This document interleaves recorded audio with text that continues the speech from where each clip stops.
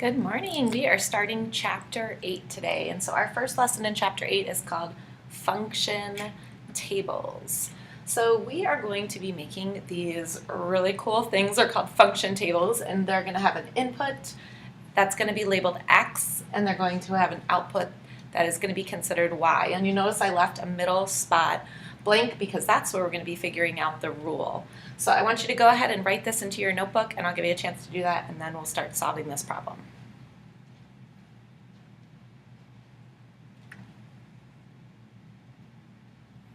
Okay, so as you're making this table, you'll notice that I'll have an X as a variable and a Y as a variable. These are going to be really important because if you remember with graphing, there's an X-axis and a Y-axis. So we're going to definitely be using those two variables when we solve function tables. So let's get into problem number 1.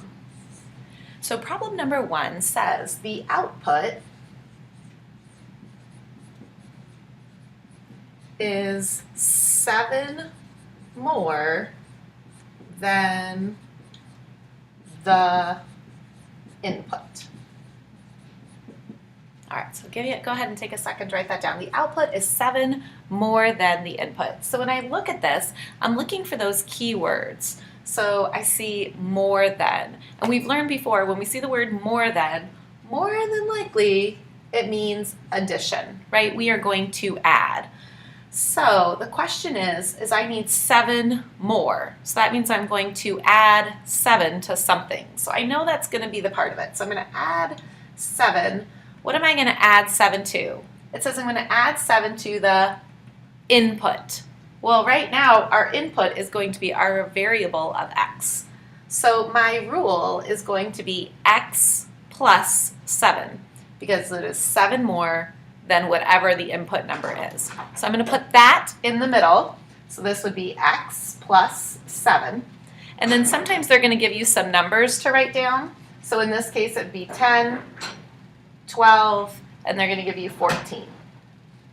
So sometimes they give you the numbers, and then they just ask you to solve it. So in this case, if my input is 10, over here, I'm going to write 10 plus 7, and what comes out? 17. In this one, 12 goes in. I'm going to add 7 to that number, and it's going to be 19.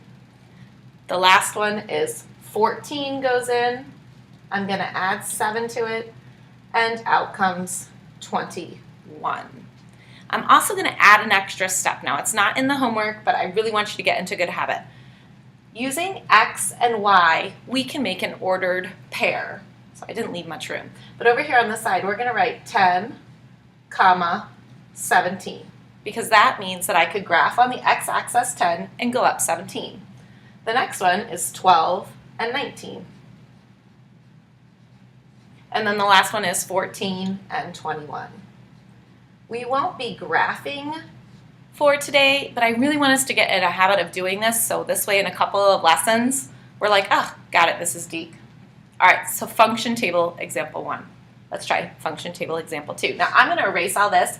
While I'm erasing, I want you to make another table, but again, leave it like I started. Leave the middle blank and erase and make don't have a rule in the middle, and I will get our next example ready. So see if I can do some careful erasing here.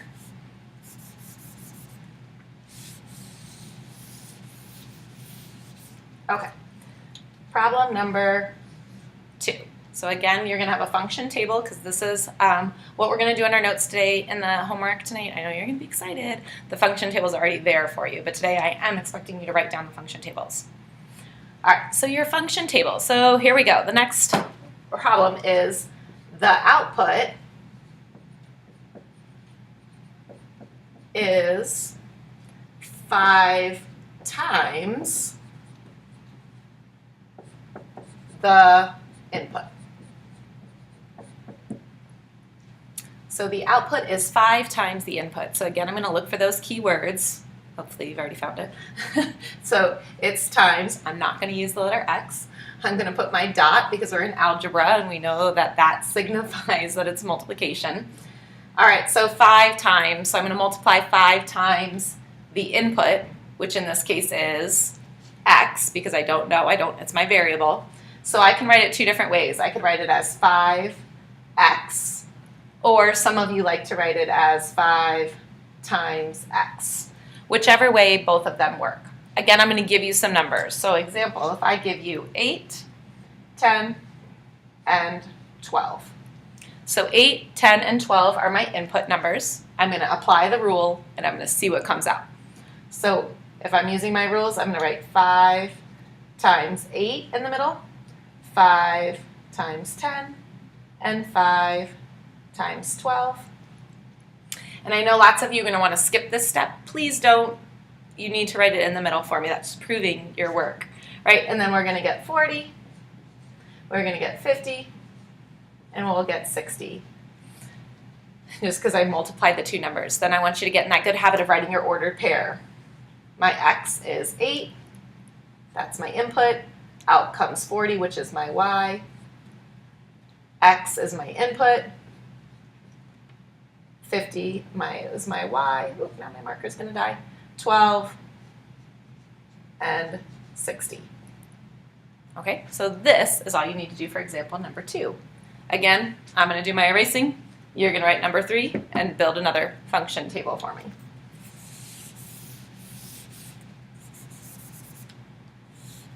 I think I need to fix those lines there because I'm erasing too much. But go ahead and make your function table. I'm going to turn my page.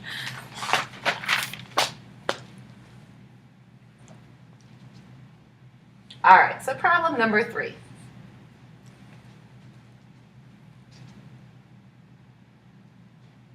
All right, so sometimes they're not going to tell you the words. They're just going to say, complete the function table. So if I just give you x minus 4 is our rule, and I just give you a list of numbers. If I say our input is 4, our input is 7, and our input is 10. Apply the rule, solve it. I'll give you a couple minutes to go ahead and do that before I start solving it on here.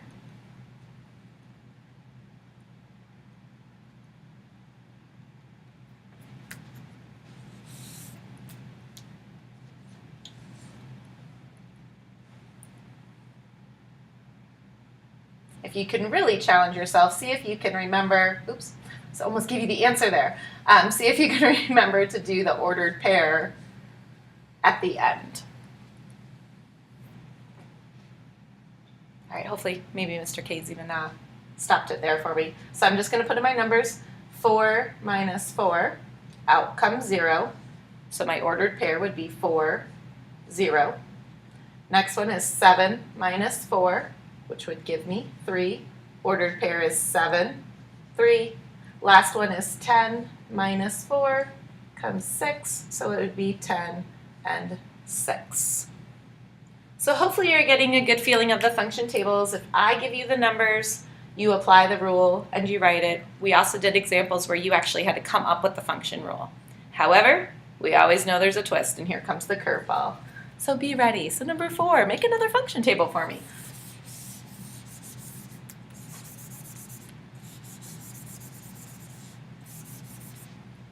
Oops, erase my rule.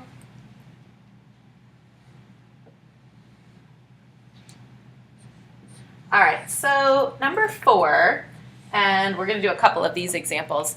They give you the output, and they want you to figure out the input. So we're going to work backwards. So let me just give you the example. So if 6 comes out, and 15 comes out, and 21 comes out. So those are the numbers that come out. Those are my y's. They will tell you the rule, which sometimes is helpful. We'll get into it, like you have to figure out the rule soon enough. So 3x. We learned last time that if we have 3x equals 6, which is what this is, how would we solve this problem? We would solve it by doing the opposite of multiplication, which is division. So in order to figure out what comes out, we have to divide. So in my box, I would say 6 divided by 3, 15 divided by 3, and 21 divided by 3. And remember, this is what it looked like the last chapter. We would divide by 3, so we would know that x equals 2. X for this one equals 2. Again, if I was to write out this problem, it would be 3x equals 15. Again, we would divide from both sides, and we would find out that x equals 5. So 15 divided by 3 is 5. And then the last one, 21 divided by 3 is 7. So we're using inverse operations last chapter. And again, get in the habit of writing your ordered pairs on the side, so this way when we start graphing in a couple of days, you'll be in a habit of figuring out this is my x, this is my y. A little bit challenging. I know you can handle it.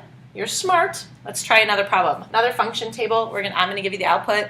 You're going to figure out the input. So let me do my erasing while you'll build a new one. This line is, I'm erasing too closely here.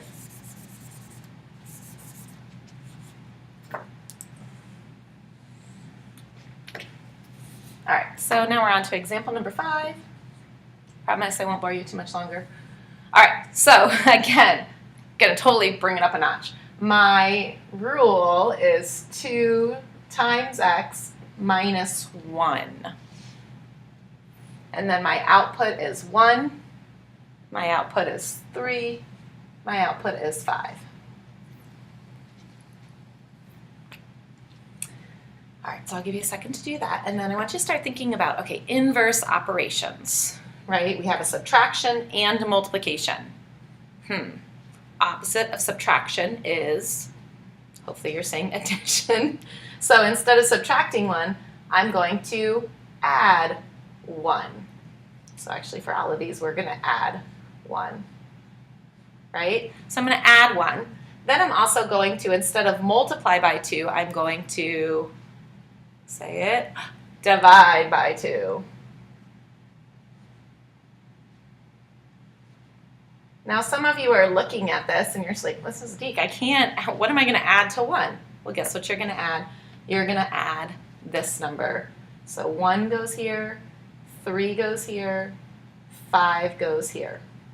So we just took our output, we put it first. Instead of subtracting 1, we're adding 1. Instead of multiplying by 2, we're dividing by 2. So let's try this. 1 plus 1 is 2, divided by 2 is 1. And then I can always check. 2 times 1 is 2, minus 1 is 1. Let's see if this one works. 3 plus 1 is 4, divided by 2 is 2. And then I'm going to plug it back in and just see. 2 times 2 is 4, minus 1 is 3. Hey, we're on to something. 5 plus 1 is 6, divided by 2 is 3. And then again, again I'm going to see if that works. 2 times 3 is 6, minus 1 is 5. I know, hopefully, I made it seem easy.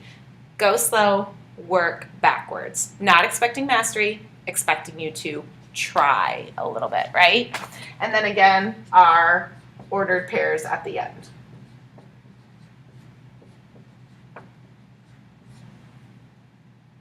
Okay, I promise this is the last example. Number 6. Guess what I'm asking to make? Function table. All right.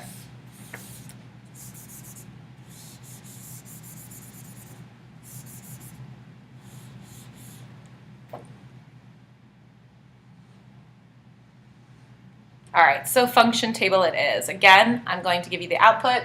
We're going to figure out what the input is. Our output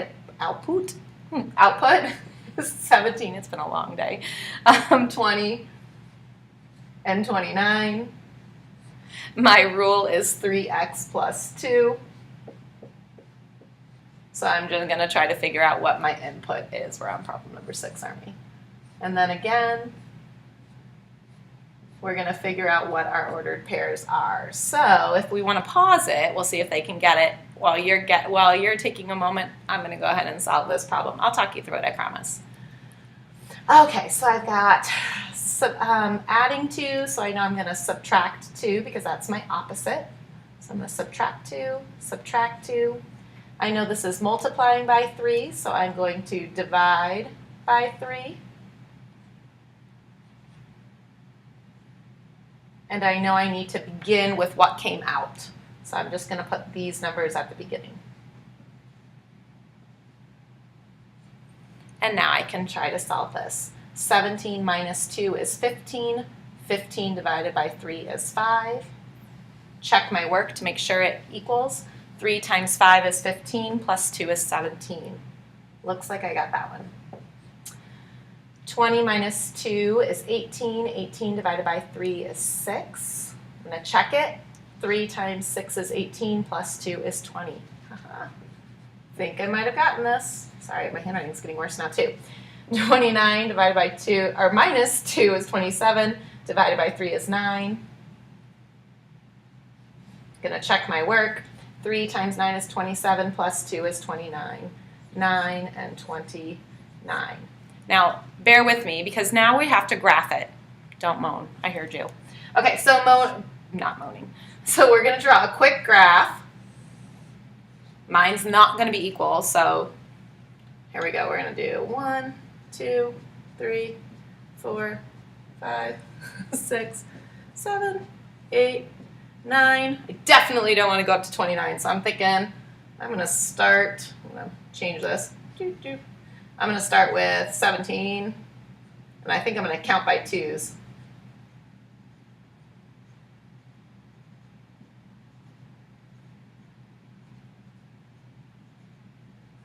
These definitely are not going to be equal, but that's okay. You'll get what I'm saying. So graphing. Been a while since we've graphed, right? 5 is this way. The y is this way. So I'm going to go over 5, up 17, put it out there. Go over 6, up 20, I don't know, somewhere in here maybe, hopefully. And then over 9, up 29, somewhere up in here.